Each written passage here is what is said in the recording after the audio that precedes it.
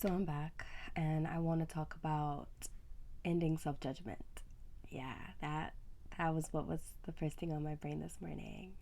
Um been having a series of very intense and wild dreams, which is actually pretty typical. I have very active dreams all the time. I made a joke to my friend earlier and I was like, "Yeah, that's me all the time. I never really actually get restful sleep because I'm dreaming really intensely."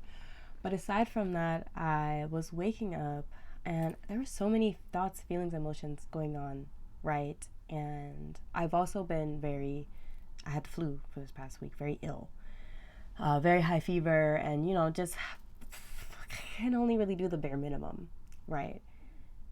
But at the same time, I've also been going through what I would call like the preparation for a major separation, or in the midst of being separated from a part of myself. Like it's actually I'm in the process of experiencing me being divorced from parts of myself. And one aspect of that part of myself is so critical and so judgmental. And the thing that I could hear myself thinking to myself as I was transitioning from sleep to wake was, you know, our true self, we're not even that judgmental, really. We've just been taught to be judgmental, which is pretty true. I mean, yes, our brains work off to keep us alive, right? So we'll make judgments, right, about our environment, about etc. But our brain doesn't know the difference between a real threat and a perceived threat. A threat is a threat, right? And so we're going to make judgments based on what we understand to be threats, which can be innate things that we just instinctually know, but also things that we've learned over time. There are not things that have hurt us before, have threatened us before, and we don't want that to happen again. So we'll evade. But some of these very things could be things that we maybe need to realize that they're not actual real threats. Um, like we're not going to be harmed from them at all. But our brain's like, no, that's a whole different topic. But judgment is something it's such a heady and heavy topic, right? Because it's like, who am I to judge, right? But yet, all of us do it. We judge all the time. We judge people based on things. We walk down the street and maybe we notice somebody else and we see something about them, and based on that thing that we see, we may judge their character. We may judge, oh, I like them, or I don't like them, oh, I would go out with them, or I wouldn't go out with them, or blah blah blah blah blah. All these different things that we do all the time. Sometimes we may not notice it at all, and sometimes we may notice it every single time, but regardless, we do it. But the thing for me that was like, yo, like, what I heard myself say to myself was, it's time to let that judgmental part of yourself, like the really judgmental part of yourself, go. The part that really like rails into you, go. Because she's been helpful, thanks, babe. But like, oh my God, the weight and the amount of energy that it takes for me sometimes to navigate a judgment that I've made sometimes is more if I would have just like not been so heavily judgmental on myself about a decision that I made and that led to X consequence or whatever that I didn't really like or I didn't really want. And so I'm looking at myself like, Niall, you knew a year ago from today not to do that thing. And if you didn't do that thing, you'd be someplace else by now. But alas, here you are still dealing with that thing, now going through this major freaking separation from a version of myself and a person. But at the same time, there is a level of grace that the self deserves, because it's like, at the time, yes, I had this thought that told me, hey, you should probably step now. And I didn't listen. But dare I say that there might be a reason why I didn't listen? That maybe perhaps myself wanted me to go down this path to then learn all the things that I learned. And maybe I would have learned them anyway, maybe with another person or in a different scenario. And maybe that could have been worse or better. I don't even know if that matters. That could be relative. But the moral of the story is that there are a breadth of things that I have learned from making the decision that I did actively make after actively acknowledging something that was apparent to me. And I kept making a decision to say, no, I'm gonna try this. I'm gonna stick this thing out. I'm gonna try it. I'm gonna just give it a good thorough shot. I'm gonna commit to something even if it challenges me a lot. Now, of course, some challenges and some suffering is really unnecessary. You really don't need to do it. We're a lot of times better off by just listening to the voices saying, hey, no, you don't need to do this. Or, hey, red flag. But sometimes the parts of ourselves that still really wants to learn a lesson decides to make the decision against what our intuition is telling us. But there's still a lot of value that can be gained from that. Now, if you're put into a major harmful situation, now, right? But if you're put into a situation where you're really, now, regardless, no matter what, you're going to be forced to grow, no matter what happens. But to stand here at this moment and to like look at yourself with a big cannon gun and be like, I told you not to do that shit. Now you're fucked up and da-da-da-da. Yo, where am I going to get by berating myself and overly judging myself and convincing myself that I've made the absolute worst decision ever and that I'm a shitty person and that, I don't deserve things or blah, blah, blah. I'm not doing anything. I'm not helping myself acknowledge the truth and to see the deeper lessons and to move forward the way that I need to move forward. And so when I hear myself say, it's time to let go of that super judgmental self that I have towards myself, yeah, I agree. I agree because, dog, like, I want to move forward, right? If you ask yourself what lies underneath all of the feelings that you have and all the ways that you're trying to hold yourself accountable by judging yourself, what's underneath all of that? Maybe you don't want to feel those feelings anymore. Maybe you just want to finally feel like you can move on.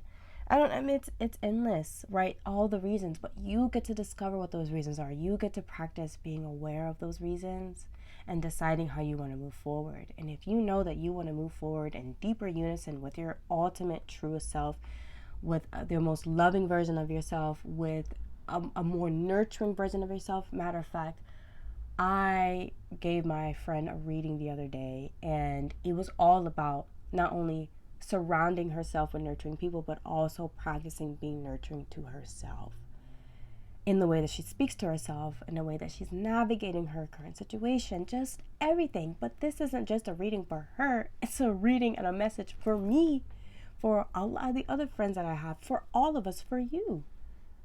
How can we switch the dialogue to ourselves? And how can not only switching the dialogue to ourselves to a more nurturing dialogue, a more nurturing point of view, a more nurturing energy to ourselves, especially in the midst of a hard time, in the midst of separation, in the midst of integration, in the midst of transformation, in the midst of learning big fucking lessons? Oh God, it could be so critical in our journey. And it's so funny because I've looked at the clock twice now, and the first time I looked, it said 6:22 was the first time that I said it's time to let all that go, and the second time was 8:22 just now. And so these are just big confirmations to me that the nurturing rhetoric, the nurturing mindset, the nurturing actions towards self are necessary. And then making the active decisions to surround ourselves with people as much as we can, making the intention to surround ourselves with people. We're talking about friends, we're talking about family, we're talking about business partners, we're talking about romantic love folks, counterparts, we're talking about just in every aspect of our life. How can we shift to a more nurturing sphere? Because that's what we need in this collective society right now. And that's what we need within ourselves. And a lot of times it starts with the self, right? It starts with the self. So, okay, sure, you have disturbing, demented, impulsive thoughts that are really judgmental towards yourself and towards other people. Okay, notice them. They're here. Great. Heard you, see you thought. What is a nurturing thought that you could then think next? Or what is a nurturing action that you could provide to yourself in the midst of even having a thought that may not feel nurturing, that may be judgmental towards yourself, towards other, or whatever it is? Like how, like we're active participants in our lives, yo. We are active participants in creating this reality. We're active participants in co-creating stuff with ourselves, with people, with God. We're active participants in making sure that we are good. Like, we have to take full accountability of our health and our wellness, our mental, physical, emotional. And we also have to take responsibility and accountability for how we show up, not only for ourselves, but also for the people in our lives, for whether or not we've been avoidant in our romantic relationships and how that impacts them and how that keeps impacting us, and whether or not we keep finding ourselves in casual relationship after casual relationship after casual relationship as soon at the moment that things get emotionally intense. Or if we're anxious all the time, like myself, feeling threat after threat after, like, can we be real? Can we be honest about these things and stop judging ourselves so much? Dang, like, no, just because you are anxious or avoidant or disorganized or whatever the fuck, you don't deserve less love or less nurturing or less care, especially not from yourself, especially not from God, and especially not from other people, just because you have had a history of avoidant behavior or a history of very complicated situations or a history of not really listening to yourself or a history of judging yourself, etc., etc., etc. You don't deserve any less love or any less care or any less nurturing. You deserve it. You still deserve it. It's innate. You deserve a nurturing environment. You deserve to give yourself something nurturing every once in a while. You don't even have to have a lot of money to begin to act nurturing towards yourself. Like, in a perfect world, if a parent or a guardian walked in and saw you sobbing, again, this is a perfect world, sobbing over something, and they came and they gave you the biggest, warmest, most caring, nurturing hug, or made you the most nurturing meal, or said the most nurturing thing to you, what would they say? What would you want someone to say to you? How would that hug feel? What feelings would come out of you when you get that experience? Like, those are the things that you start doing and giving to yourself. It doesn't matter if other people are giving it to you right now. Right now, if there's no one else around giving you that, give it to yourself. Practice giving it to yourself. Practice taking yourself out of scenarios that are not nurturing. Practice learning how to speak your truth and not judge yourself for speaking your truth because it might rock the boat. Okay, let it rock the boat, please. Okay? Because we're at a time in society where if you ain't gonna rock the boat, somebody else gonna rock the boat, and it may not rock in the way you gonna want it to rock. We have to be responsible for ourselves and for the ways that we show up for ourselves and the ways that we show up for other people. We have to allow this to happen. We have to be honest. And we can't just practice a truth that we think is truth. No, we have to go beyond what our typical judgmental selves thinks as true. We have to see the absolute, genuine truth. And we have to sometimes shut the fuck up for that. We have to stop judging so much for that. We have to stop blaming ourselves so much for that. We can be accountable. We can be responsible. We can start building ourselves as people of integrity.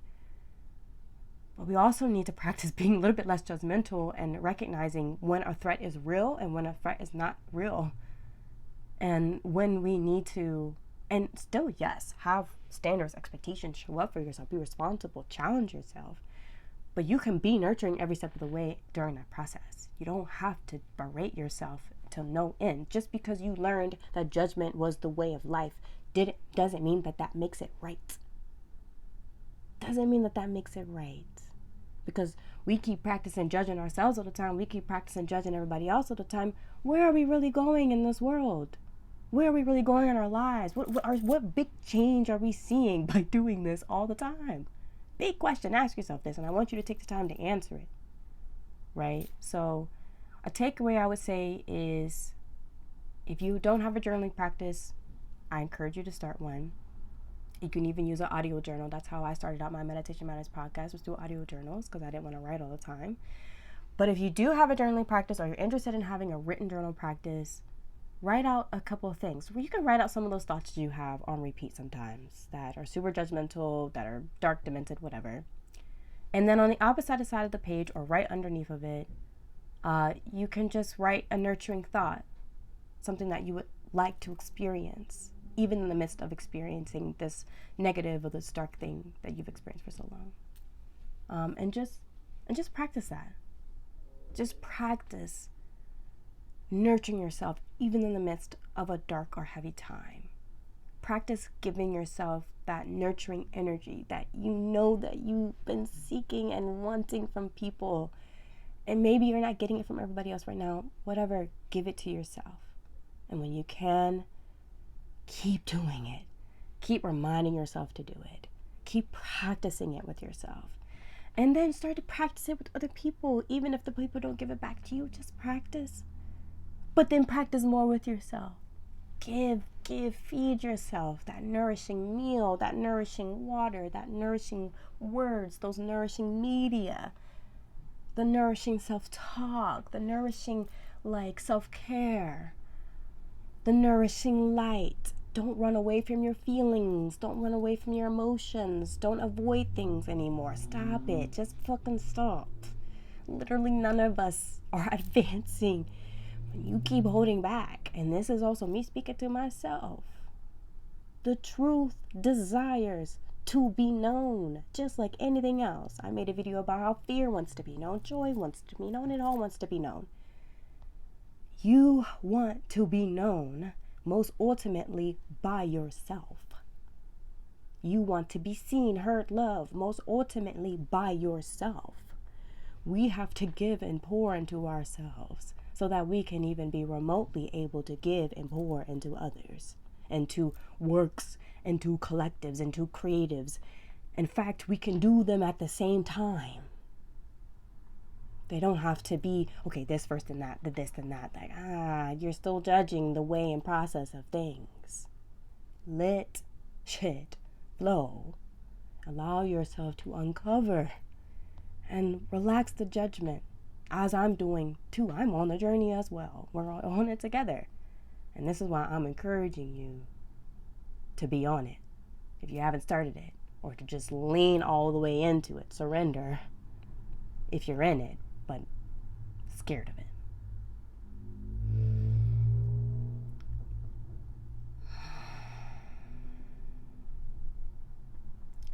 Thank you for joining me in this space today. And feel free to leave a comment about your own experience with self-judgment and how it has impacted your life. And also leave a comment if you're ready to start judging yourself less and nurturing yourself a lot more. Let's let that scale tip on the nurturing end way more than a judgment end. And let's begin to see how our life will transform. I would say let's do a 30-day challenge of nurturing ourselves, but maybe that's what we should do. So how about that? 30-day challenge of nurturing yourself. Whether or not it's through breathwork or however you need it, listen to your intuition. Practice giving yourself exactly what you need. You notice a judging thought, flip that. Give yourself something that you know that you need.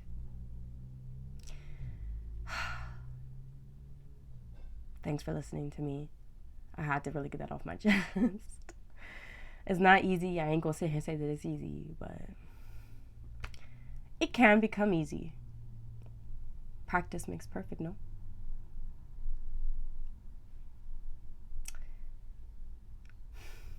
Breathe easy, y'all. Much love.